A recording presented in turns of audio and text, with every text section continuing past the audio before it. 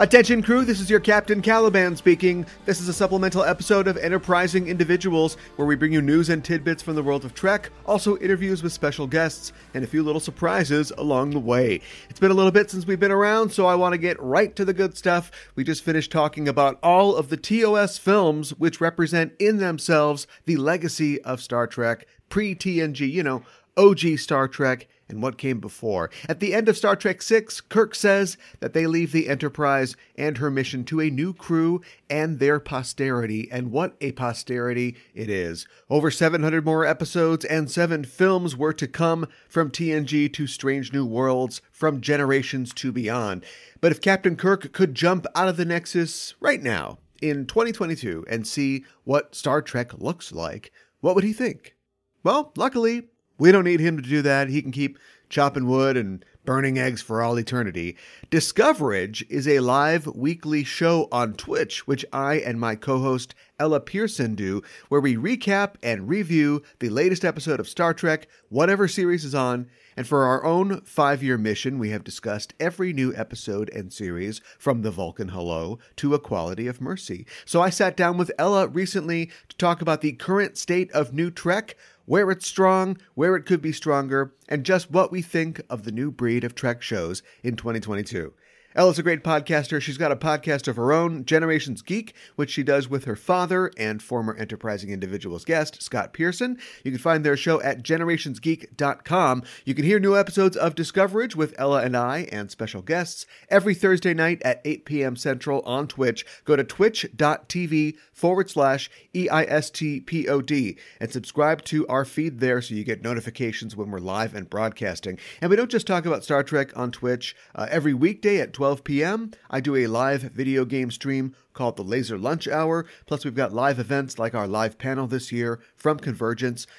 Internet TV, the wave of the future, 25 years ago, now in the palm of your hand on Twitch. So join us at twitch.tv/EISTPOD. That's it for me this week. I'll hand it off to Other Me and Ella for a talk about new Star Trek. I'll be back next week for a talk about Star Trek Generations. Start warming up that emotion chip. And with that, let's get underway. Returning to the show today, she's the co-host of the Generations Geek podcast, a more or less family-friendly celebration of geekdom. She's also my co-host on Discoverage, the live weekly podcast that goes into excruciating detail about new episodes of Star Trek. It's Ella Pearson. Ella, welcome back to the show.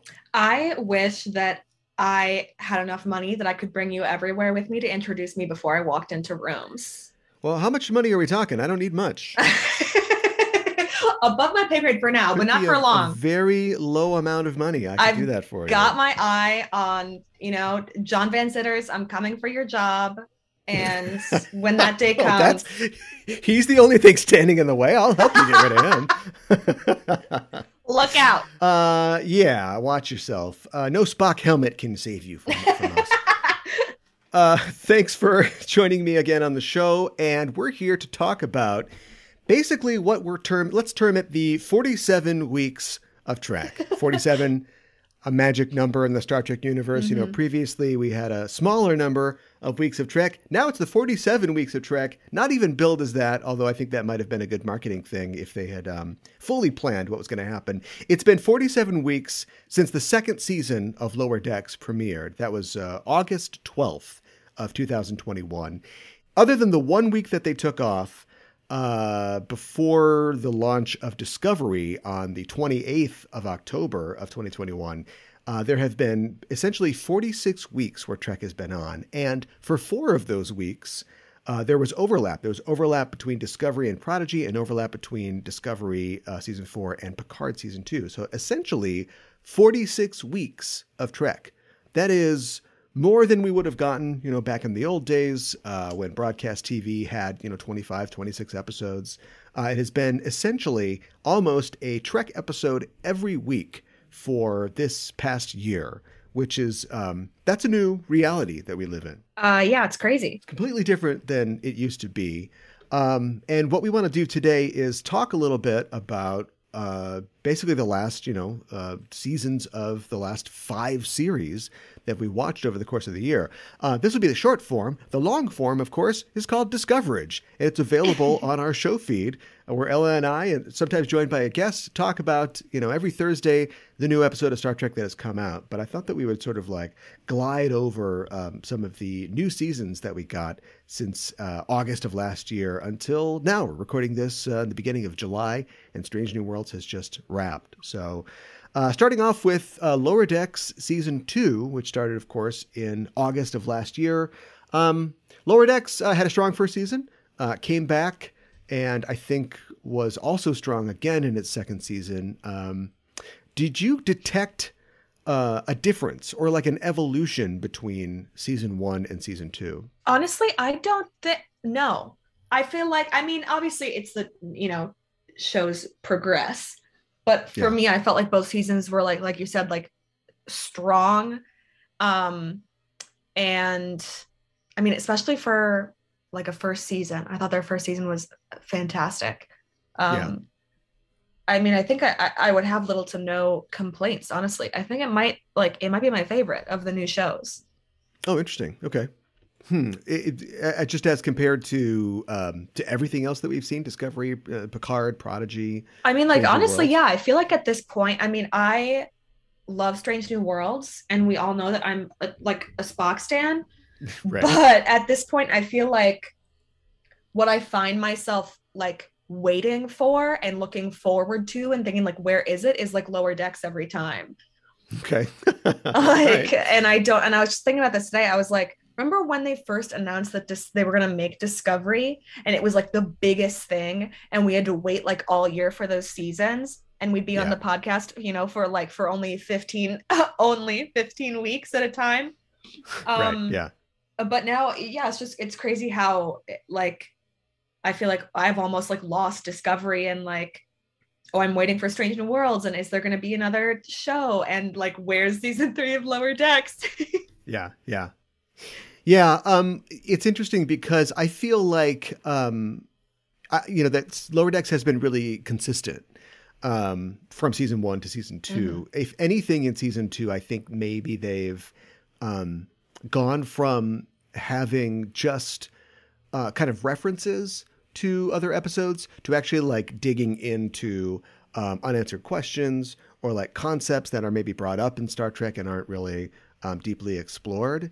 I feel like they did something pretty different every single time they had an episode in Season 2. And so you're digging into, remember there's a collector guy in the TNG episode. And so they say, what if we look at what are these collectors like? Or what if they have a ship that's full of stuff, doing something like that, or doubling back on, the Renaissance planet. We go to this planet where everybody wears armor and has swords and things like that. I thought that they were taking their ideas and developing them, expanding them a little more, which is great. Some of the things that I didn't like were, I don't know if it's if these things were a victim of them exploring other stuff, but their character relationships didn't necessarily expand a lot more. You've still got this Rutherford Tendi, will they, won't they thing, which is that the will they, won't they though of Lower Decks? Well, it's cool to have a will they, won't they, but we were talking earlier on Discoverage episode about how they've got less episodes now, so it's do it or don't. Mm-hmm. It's not like you can just keep something going forever. Although they're going to try. So I'd for me, if it's got the same beats over and over again, it's uninteresting. If they got together, if they went on a date and just figured out they didn't like each other, but also maybe the Romulans were attacking, so it's the date didn't go well. That'd be one thing, but it's just always they're kind of not exactly telling each other how they feel, and then at the end of the episode they decide, we're friends, we're good, and they do that 12 times. I don't know. I guess I always thought I never felt like it after the first episode or two of that focused more on their relationship. I was oh, it's not a will they, won't they. It's a best friends. Yeah. We get to become best friends all over again. Right, because my brain has been erased. Yeah. It's speaking of getting your brain erased. It's also a show that I think it wants so bad. Well, first of all, it is funny, and it is a funny show, and it wants to be a funny show, but it also kind of wants to be a serious show. And I often feel that those things are at odds. And I know I'm in the minority of people that think that. A lot of people think the balance is fine, but I think the show really clicks along when it's just trying to be funny, and it's got a computer that, you know, is trying to trick everybody into letting it kill them, and that's fine. But then suddenly, like, Rutherford will lose his, you know, his mind will be erased, you know, or the Packlids invade and kill everybody. And like they have these kind of really like deep, serious things. As a sitcom should, right? Yeah, as a sitcom often does. Yeah. Somebody's always getting in trouble on Facts of Life. That too. But so I don't know if that always works. Something like, you know, Wej Dudge, I think worked well, and I think they put that one up for a Hugo Award, and rightfully so, because, you know, it's exploring like different ships, and it's exploring like characters on other ships. Like, what if there's a Vulcan lower decks? You know, what if there's a Klingon lower decks? I wish that we could have more of that. Who are the people that, I'm sure those characters will show up again. Like, who are the people that don't fit in there as well? Like, is being a lower decker, you know, something that is true the galaxy over? I mean, it's got to be. Just the Vulcans are less like, what do they call it? When a buffer time? Yeah. I can't see Vulcans putting in buffer time or drinking margaritas on the clock, but. Yeah. Yeah, that's just all buffer time is just more meditation for them. Yeah, they're like, everybody back to your cubicles. We're all gonna meditate. Yeah. So looking good, I think. No word on whether or when it's going to come back. I think people assume that it. We know that it's in the works. It's been, you know, done, and I'm sure they're working on finishing it. So hopefully soon. But no idea when it's going to fit or slot into what's coming up in the future. But that's okay, because we've got something else to talk about that's also an animated series, and that is Star Trek Prodigy, which, of course, came out just before Halloween in 2021, went for a little while, took a break, and then came back with the second half of its second season. And while its first season, or the first half of its first season was airing, they announced that there would be a second half to the first season to come in the future. So we'll see what happens with that. What did you think of Prodigy, and where do you think it's going? Well, you know, at the beginning of, I'll be honest. Yeah. At the beginning of, as opposed to my usual lies on the show. Yeah. At the beginning of Prodigy, it was my least favorite, and I was finding it very hard to care. And it just like wasn't landing right for me. And then by the end of the show, I was like, I can't believe they're taking this off the air. What am I gonna do? What am I gonna watch? And was like totally like heartbroken to see it end, which I feel like, you know, just having said that Lower Decks is my favorite, which it is, it's like I haven't felt that like heartbreak when a season ends in like a long time. Yeah. And they really, but I feel like maybe part of it was because they surprised me. Because at first I was like, no, it's not for me. And then they got me in the end. You know what I mean? Yeah. Yeah. Clutching your stuffed Murph. Coming back. I love him. As for where it's going, I don't know. I think we're running into another problem with, I don't want to call it a problem. We're running into another situation in Lower Decks that's a little similar to what we were just talking about in the Strange New Worlds, which, you know, I'll leave the Strange New Worlds chat for the Strange New Worlds section of the show. Thank you. But the like Chakotay thing, and then having the Janeway, the hologram computer, like, I don't want Prodigy to stumble over, because I feel like they're really getting into their groove as a show, and my worry is that they'll stumble a little bit while trying to get in this Chakotay Janeway stuff, which a win for the, I don't know what the ship name is. The Protostar.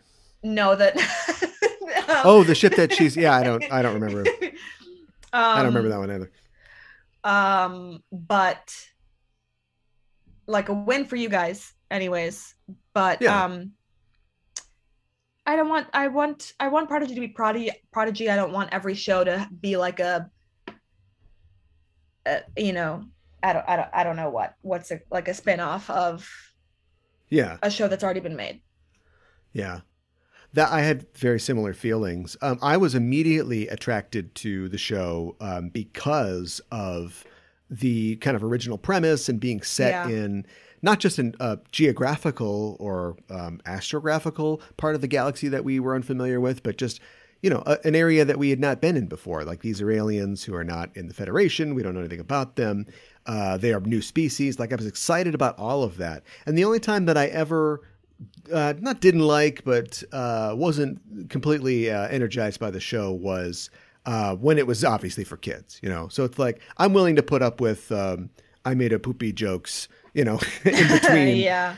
in between the kind of like attractive, affecting kind of human drama that you have going on with, you've got a character who's like trying to aspire to be somebody who commands people, but is bad at it. You've got a character who has these issues with her father. You've got Murph, and like all these characters are really interesting. And then I'm willing to put up with the burp jokes and the kid stuff because it's a kid show. Yeah. When I started to sort of like get a little worried about the show is like similar to you. Hey, look, I would do anything to see more Janeway on screen, Yeah. but we've got her in the form of a hologram, which I thought was a really interesting way to have her in it, but also to keep it like separated from continuity. But it seems like they are creeping back to this being, hey, look at that, a spinoff of the shows that we've seen. And I know that like all media is that these days, but I was really excited about it being almost totally separate. And now they're sort of, oh, it's Chakotay, it's Janeway. They're sort of veering back literally towards Starfleet and the Starfleet universe. And so I don't know, that might not be what they do going forward. They may have an encounter with them and just move on. That's kind of my hope, but we'll see. Yeah. I mean, okay. So first, as far as it being a kids show, it's like sometimes a burp joke is funny. I'm not going to say I never laugh when somebody sure. burps, but it's also Absolutely. like you want to look at like an Avatar: The Last Airbender, or like the first couple seasons of Steven Universe, or like Over the Garden Wall, and those are all like kids shows that like really are like fantastic. And I feel like that's what Prodigy, that's what I want it to be, and I think that's what it's trying to be. Yeah. And I think that they can get there. Maybe not, you know what, I don't want to say that it's going to be quite as prolific as Avatar: The Last Airbender, but a Steven Universe certainly. Yeah. And like, just to clarify, like I'm happy for them to burp all day. Like this show ultimately isn't for me, and it's fine. Mm-hmm. I just don't want I would like kids to have something that has the values of Star Trek, yeah, but doesn't require them to have Memory Alpha open when they're and not like it. a cheap joke either, not like an obvious. I feel like there's been moments that like in Prodigy where I'm like, okay, that was a little bit. I didn't need that part. No first takes. You gotta rewrite that joke. Yeah. Well, Prodigy, we have to assume will be returning soon. I have to imagine the second half of that first season is sitting on a SD card somewhere. So load it up. Maybe we'll hear something more at Comic-Con as far as release dates or sneak peeks go. But yeah, looking forward to more of Prodigy in the future. Yeah, me too. From Prodigy, we move to Discovery, which launched its fourth season on the 10th of February of this year, the week after Prodigy wrapped the first half of its first season. And Discovery Season 4, the USS Discovery is, of course, in the future, now getting sort of settled in to live their lives and be useful in the 32nd century. A vista that is, brand new for viewers of the show. They're still sort of like building out the far future of the Star Trek universe. And it's kind of like, I found the fourth season to be awfully similar to the third season and kind of the second season in that, Discovery as a ship has a unique propulsion system. It has a unique and very skilled crew. And so they are like troubleshooters. And so we've got some kind of crisis, seems to be the usual structure of a Discovery season. And we got to send our crew off to figure out what this problem is. And we didn't deviate from that in season 4. Yeah, I definitely find myself getting lost a little bit now that we are all the way through 4 seasons of like, okay, which, and then the Red Angel, but then the burn, like, yeah, which I do have a really good time while I'm watching the show. But then it's like, which is the big mystery this season that the crew is going to solve? I have a thing with Discovery, especially for seasons 3 and 4. Like if you pulled a episode from either season 3 or season 4 and just told me the title or what happens in it, I'm not sure I'd be able to tell you unless they're mentioning like the DMA specifically or something like that. Like if it's season 3 or season 4, because I feel like they're fairly similar in their structure. And well, also like Star Trek episode names are like, I almost asked we were recording Discoverage before this, and I almost was like, if you were gonna name a Star Trek episode, what Shakespeare I would name play it after, would you pull a quote from? Oh, I'll name it after a episode of Twilight Zone. Oh, the other option. Which itself is an allusion to Shakespeare. I was gonna say, is the Twilight Zone episode just from Shakespeare? Yeah. So that, that's fair, I suppose. One of my problems with Discovery is I'm trying to think of like a cool simile, and I don't have one. I'll just say what I think. It does everything that it's supposed to, what a show like it is supposed to do, but I don't feel like it's ever showing its math. Or if it does, it is unconvincing. Okay, so I feel like it's like the dollar drinks at Applebee's. Do tell. Okay. There's got to be a story here. Okay. They're $1 and you go to Applebee's and they're like, yeah, it's $1. And then you get it and you're like, this is a strong cocktail. It's going to do the job. And then you leave and you're like, don't know what it is. How is Applebee's? Well, you know what it is. There's always some horrible concoction with blue, curacao in it. Okay. I like that. Yeah. But then it does the job, but then you leave and you're like, damn, they're really like, who is $1? $1? Is it curacao? I always thought it was Curaçao. I've been saying it wrong my entire life. I've been saying it wrong my entire life. No, I think you're right. It's got the squiggly thing on the bottom of the C. That's why I say it's curacao. This. Yeah. Well, bartenders know what you're asking for when you order it. Well, I've never asked it. I'll never order that at a bar in my life.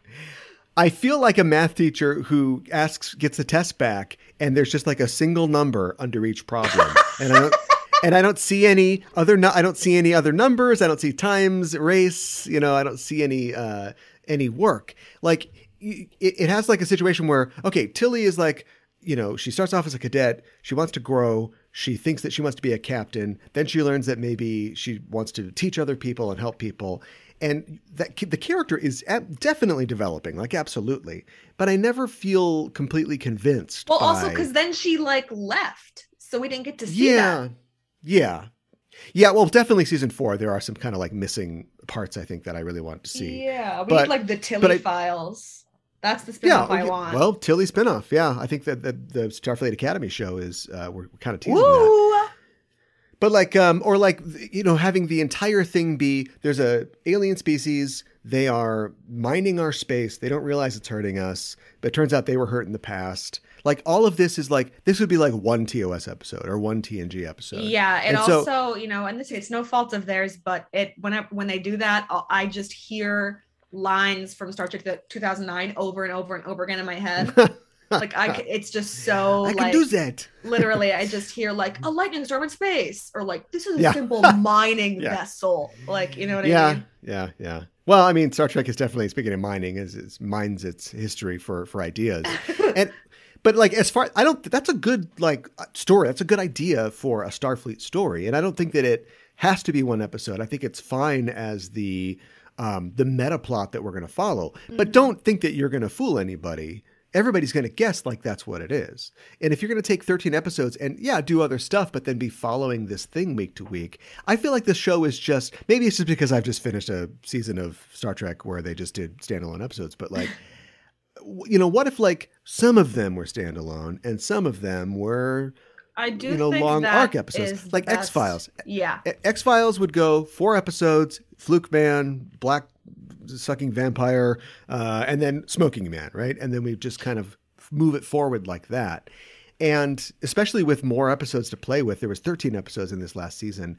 I wish that they would like get rid of some of the potboiler stuff where they're just kind of repeating the same, beats and reminding us what's going on over and over. And then have one episode where it's just Tilly at the academy. Like she's just saying like, did I make the right choice? Is this the right thing to do? And I mean, I think, and again, I don't want to seem like I'm blaming like the writer's room, because I think like that this is a challenge, but like when every season of a show is greenlit for like 10 to 15 episodes, how are you supposed to do anything but like this one arc? And I think that that's a problem that they're running into with every season, almost every episode, is that they're either cramming too much into one episode or like not quite enough, or like the overall arc of the season isn't quite where it's at. And I feel like it's because it's hard to settle into like a 10 episode show that isn't like something like a mini series or something where you don't have this like huge world to play with. I think it's like a lot of pressure. Yeah. There's like too many things to play with. There's too many toys. I'm at the Lego store at the Mall of America, and you know, there's too many things to look at. There's too many things to grab. Yeah. I actually thought that they could have played with the new toys a little more. Like they're in an entirely new, millennium, a new century, and they've shown us a couple good new characters, but I wouldn't feel bad if they just took a little break and had the characters that we know interact with new characters in new areas. Your statement about like how they structure the season, I mean, that's totally it, right? Mm-hmm. They just think, how many do we get this year? We get 13. Okay, so we've got to put 1/13 of the overall story in each one of these episodes, and then the rest of the time will be whatever we come up with this week. So here's a fun thing. They go to like a casino and they're going to like try to swindle people at cards. Oh, I would love a casino episode. That sounds fantastic. You can never post this show because they'll hear and they'll make it. Well, they did it. They had a Sting episode where they did the boxing Great White Hype thing. I know, but I want like I want more. Where the whole thing is, yeah. So like each one of these like little things they have like, oh, the Seed ship, or Non is back, and we're going to deal with her people a little. Each one of those things is not quite enough to really satisfy me as far as a standalone story, and then a lot of it is eaten up with, hey, David Cronenberg's back, to just like say a couple things, and so I don't think that they should give up their week to week ongoing storytelling, but I wish that they would like develop those standalone things a little more. I think they got really close with the episode The Examples, where they had the prisoners that they had to save. Right. And it didn't exactly go the way that they thought, which is really similar. Fantastic episode. Yeah. And it's really similar to, talked about it BackTrekking, I can't remember now, but a previous episode. But again, it's like, yeah, they do that, but then we got to go back to the ship, and there's got another 10 minutes where Michael Byrne has to talk about like, oh, so we got to find this DMA. Yeah. And so like, we get it. We're all worried about the DMA. Like it's not that big of a deal. Any other thoughts about Discovery season 4? This is the big one. This is the one that got us into it, and the thing that we've been talking about since we started doing this. I mean, I'm still loving it. Well, 4 years of Discovery, like how do you feel like it's, changed, or do you think it's changed for the better or the worse? Do you think it's evolving from what it originally was? This is hard because I feel like I'm going to use Stranger Things as an example. It's like that first season of Stranger Things, they're never going to make a season that can compare to that first season in any way because of the shock and awe. You know what I mean? And so I feel like that first season, and maybe the first couple of seasons, definitely the first 2 seasons, I think had this it was so overwhelmingly crazy to have Star Trek on the air again, and then that finale of the first season where the Enterprise comes in, and then you're like, whoa, it felt so crazy. And now I feel like it's a good show, but I definitely feel like I'm losing it amongst the rest. I mean, are they making too many Star Trek shows is a question I never thought I would ask. You know what I mean? Yeah. Well, we'll find out. I've maintained throughout our time on Discoverage that I think they should push it until it breaks, and then they can always just, Star Trek's not going anywhere. They can just reel it back in. But I don't know, for me, it's kind of so it's like I've got this podcast network, right? You're listening to it right now. It's called Just Enough Trope. And it started with the show Just Enough Trope, which was always just a show where we just did, whatever. We talked about nerdy stuff. And I always sort of we had like, we've had different plans and initiatives and different things that we've covered. But after 7 years, we've covered kind of everything. But we still do the show because for me, it's like, this is my gym. This is where I work out, on talking about stuff online.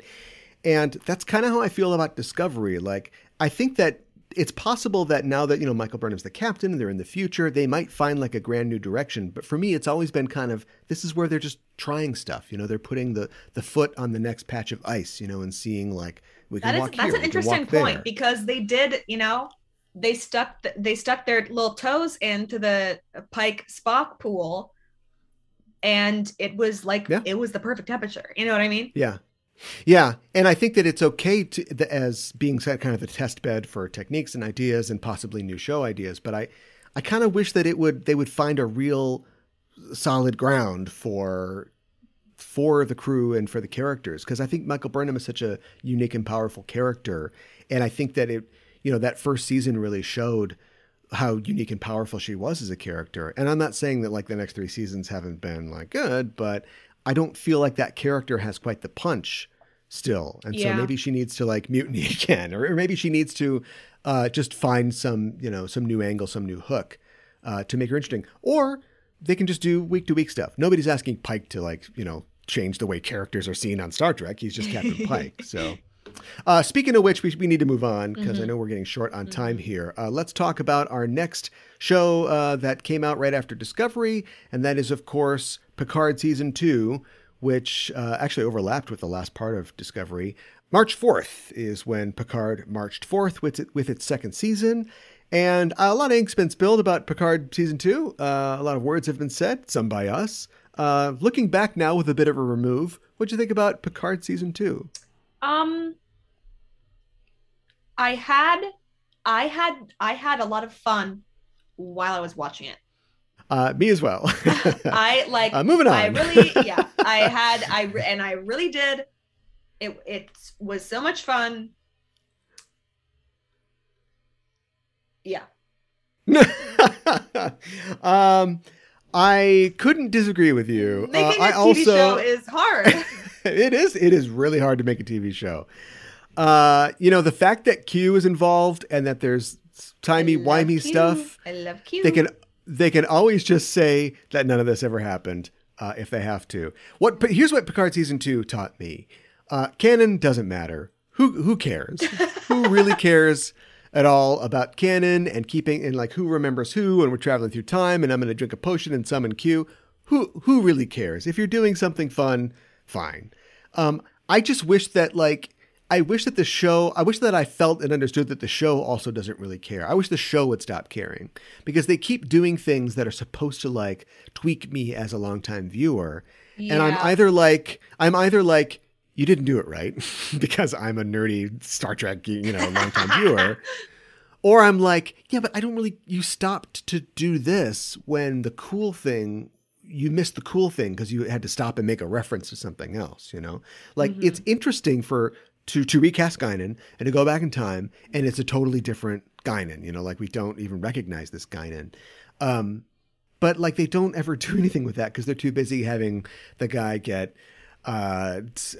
Picard get arrested by the guy who is apparently contacted by the Vulcans from Carbon Creek, or, following up on that episode from Enterprise. And it's you've watched Enterprise. I think that's great. But you're missing the chance to kind of make your own thing. And now they are totally throwing it all in the bin because they are just going back to total nostalgia party to having the entire TNG cast back, which, Patrick Stewart can't do this forever. I guess I'm glad that they're doing that, but I like Rios, and you're just sending Rios off into the sunset. I didn't like Girardi, but I do like Borg Queen Girardi. What's up with that? What's up with Seven and Rafi? What's what is up with what? Elnor? Come on, Elnor. Yeah, and I just feel like they took all the stuff, going back to your bartender thing. It's they're like, I'm going to make you the best drink ever. And they pour a little blue stuff in, a little green stuff, and a little orange stuff. And now it's turning brown. And they're like, oh, whatever. Just throw a bunch of stuff. And there's too much. There's booze all over the bar. And then they set it on fire. And they're like, yeah, what do you think? Yeah, drink it. That's my drink. I thought they could have been a little more guided in what they were trying to accomplish. Yeah. But I did have fun. Like, I agree with you 100%. It is. Like I said, as long as Q just pops up and says, yeah, I didn't really die. I'm fine. And then snaps his fingers and none of it actually ever happened. Yeah, it was a fun fairy tale. It was definitely leaning on the fairy tale part for Star Trek. Yeah, I mean, I'm really looking forward to the next season of it. Like, I think that I'm really hoping that that'll be like their crowning glory over at Picard is this third season. Yeah, I hope so. They've definitely been open to a lot of big moves and big changes on Picard. And so, the last time, well, since Picard season 1 was, reversing the huge downer that was Nemesis and giving us another downer where Data commits suicide, but whatever. Oh, I thought it was sweet. I'm hoping that they have good endings in mind, good last chapters riding into the sunset for the TNG crew. I do. I think that this next season, kill them all and do something horrible. And yeah. I think this next season is going to be like a very sweet goodbye. I'm really looking forward to it. I'm looking forward to that too. Although, once again, they already did that. It's called All Good Things. And I don't know how they think they're going to top it. But they're so crazy, it might just work. All right. Well, I don't mean to blow through Picard season 2, but let's talk really fast about Strange New Worlds, the first season that came out on the 10th of May. And I'll just tell you, whatever we don't cover here, we have definitely covered on our podcast itself. So you can look up our past episodes of Strange New Worlds, Discoverage episodes on our show feed. But ultimately, now that you've seen the entire first season of Strange New Worlds, what'd you think? Pretty good. Yeah. I'm really enjoying it. I wish that they had more episodes in this first season, because I think that if they had even just a couple more, that they would have really been able to hit it out of the park. And I think they were held back by only having 10 episodes. That's a great point. But I think they did a good job. The performances are amazing. The casting is amazing. Even the Kirk cameo, I really don't mind, again, as long as the show doesn't turn into essentially TOS. We'll see. Yeah. That's a great point about having, they've just kind of decided that 10 is it. And I'll tell you, watching the show, I don't know how much they spent, but I never felt like, only we've got costumes on and there's fake plants everywhere. That seemed like a money-saving episode. But it never looked cheap. It never looked like they were needing to save money at all. But if you could do 15 episodes and have a couple that looked a little more chintzy or just took place on 2 or 3 sets, I think I would have taken that. Because I feel like scheduling was a problem, and scheduling, the story beats and the structure.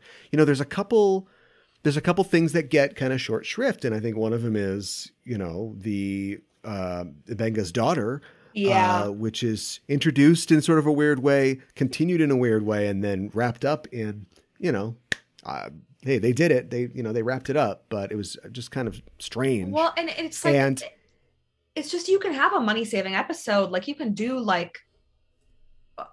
Rope? Is that the Hitchcock movie based on the play? Yes. You could do Rope, and it would be great. You know what I mean? I'm actually surprised. It must be a TV thing and a Paramount thing, time and money, but I'm surprised somebody hasn't done a one-shot Star Trek episode. Oh, how cool would that be? But you'd have to, their sets probably don't, well, no, because now you got the volume, right? They used the volume this season, that magic thing that where it creates all the stuff for you. Mm-hmm. So it would take extra programming, but yeah, you could just, have a follow cam, just follow somebody around.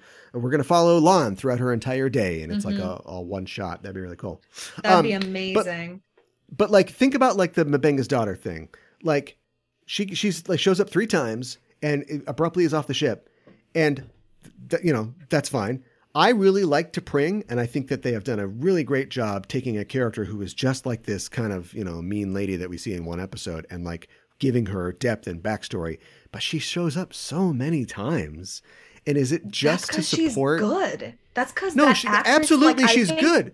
But save her. And if we didn't have her, we could have had more M'Benga's daughter. We could have had more whatever's going on with Lon. We could have had more other stuff. It comes back to not having enough episodes. The Freaky Friday episode?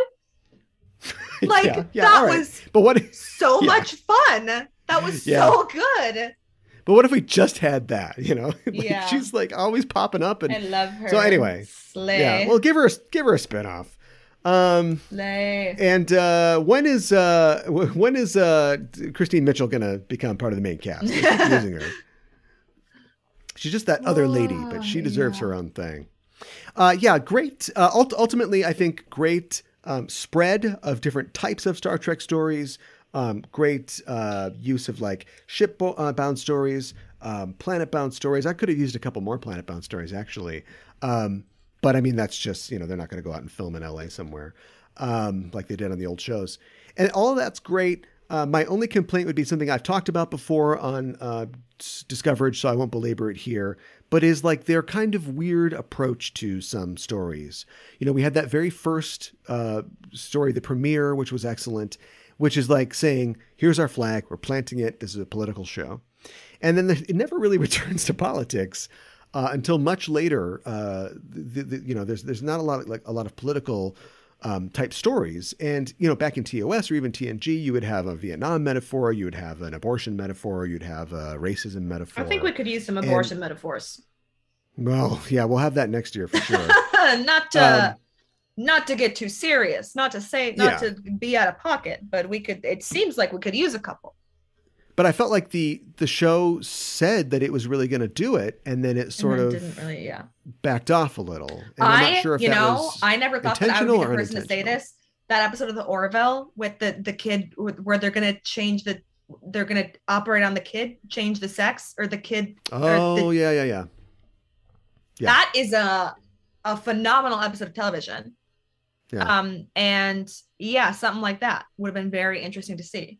And I would love to see it. Well, we'll have to see. I'd have to admit that I'm not like a huge Orville fan, and I haven't seen all the episodes. I think I've only seen up to that one episode. Oh, okay. But it was good. I would recommend it. It was very, very good. I really need to finish it someday. It was like, it clearly is made by people who grew up watching Star Trek. Like, it really is amazing. Yeah. Well, that's what I was going to say, that I know that they are not making their show in a vacuum. They're making it as both a companion piece and kind of a response to Trek. Yeah. And so I think it remains to be seen now, 5-6 series in to new Star Trek, like, where do we land? It's all well and good to, say we don't want a second civil war on this planet like we had on ours. It's all well and good to have like Stacey Abrams show up and be the president of Earth. But like, what are you saying here, show? Yeah, like, how explicit are we gonna make this? There is my dollar Applebee drink metaphor. Yeah. Get us all sloshed on Blue Curaçao. Crosco? They just the Applebee's that used to be on campus at the U of M closed. I was on campus last week for work and I saw that it closed, and I was like, for a second I was like, no, and then I was like, you know what? That's better. To not have the $1 drinks on the college campus. Yeah. They have specials at Stub and Herb still. Or wherever Sally's is at now. Oh, man. I'm revealing a little bit about my younger years. And not Sally's. I was really sad when the library closed. Oh, yeah. That was before my time. Oh, so there you go. Well, as we wrap up here with our look back, let's look forward. Of course, we've got Prodigy, Discovery, Picard, Lower Decks. All these are coming. Star Trek 4/Star Trek 14 is greenlit, but we don't know anything about it. What do you, out of all those things, want to see the most? What are you really looking forward to? What makes you get out of bed as a Star Trek fan? Oh, my God. I think I am looking forward to Lower Decks the most of the series. I am unbelievably excited to see what they'll do with the JJ movies, because that first one was so... I even enjoyed the second one, and the third one, I'll say that I still enjoyed it. But that first movie, people come after that one sometimes, but I think fantastic. I would love to see another Kelvinverse movie that's just like fun. I would love, like, give it to Taika Waititi. Put Taika Waititi in there, and he's like, shut up. All the characters are bisexual. Shut up. So that's what we need on the show. Well, I'm going to go see Thor, Love, and Thunder. Yeah, we'll enjoy that. Ella, tell people where they can find you online. My home podcast is called Generations Geek. We have episodes on everything. You can find us wherever you listen to podcasts. And I work for Star Trek Unlimited, which is the best Star Trek merchandise in the Alpha Quadrant. So check us out. Yeah, check that out. And of course, you can hear us every week on Thursdays at 8 p.m. Central for Discoverage, where we talk about new episodes of Star Trek. And of course, when there's new episodes of Star Trek, we'll be there. Thanks for joining me on the show. Thanks for having me.